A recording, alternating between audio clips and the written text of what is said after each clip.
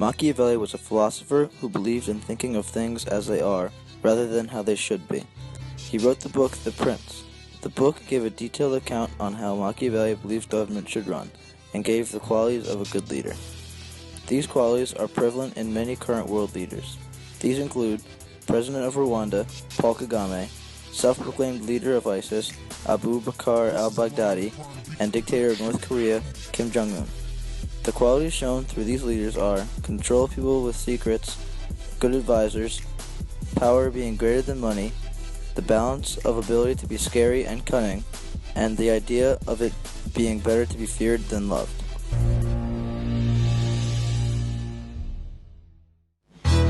Senior leaders of our country,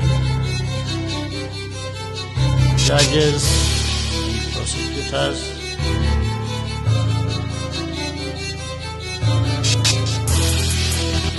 شهر يقام فيه سوق الجهاد فكان صلى الله عليه وسلم يعقد فيه الألوية.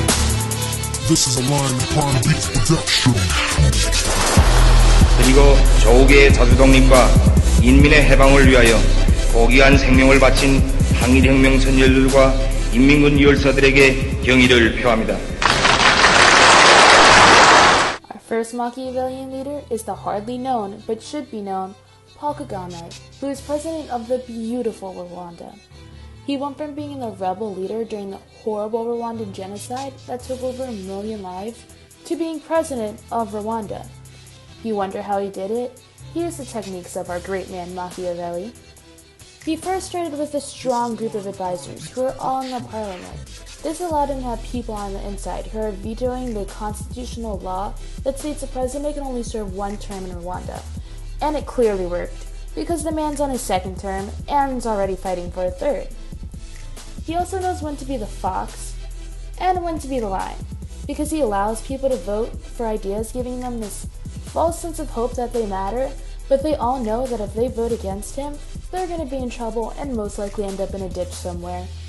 He also knows that it's better to be feared than loved, because he will get his way no matter what, and he has forces on the ground of Rwanda at all times to make sure this sense of fear stays. And we all know that we'd be pooping our pants if we had forces with us at all times. He is also good at controlling with secrets, because he has forced all other nations and the UN to believe that he's running a democratic nation, but in all honesty, the man is very comparable to Hitler or Mussolini, and should be considered a dictator as soon as possible. He also lies about the economic status of Rwanda, because he thinks power over money is important.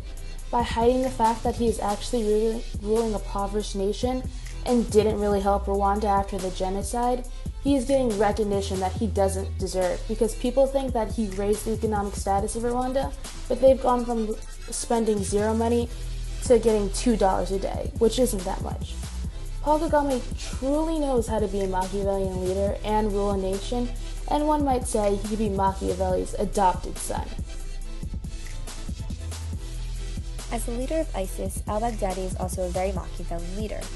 ISIS stands for Islamic State of Iraq and al-Sham. It's a recently created organization that devotes itself to their religion. They use violence to enforce their ideas, and they think that Western culture is their enemy. Machiavelli stated that leaders should be feared, not loved, and al-Baghdadi is definitely feared. He uses terroristic attacks and violence to show his dominance. People have no choice but to follow him, because if you don't obey him, he turns against you, and more than likely, he'll burn you alive like he does with his enemies. In order to not be the victim of his acts of violence, people have to follow his reign. Even though al-Baghdadi has a huge impact on the world with his terror, he's actually also really secretive. We didn't even know who he was until a few years ago, when he went public. The first time he appeared in public was when he announced himself the Caliph of the Muslim nation and the successor of Prophet Muhammad. He stays hidden as the leader of ISIS until ISIS has a lot of power, and then he comes out. And in that way, he is both the lion and the fox. He's scary and terrifying with the lion, but he also knows how to stay hidden. He's cunning with the fox. People literally call him invisible because he appears so rarely. He even actually had a false death. There were rumors that he had died in an airstrike by the United States. In reality, he just suffered injuries and was fine. He has a mysterious air about him.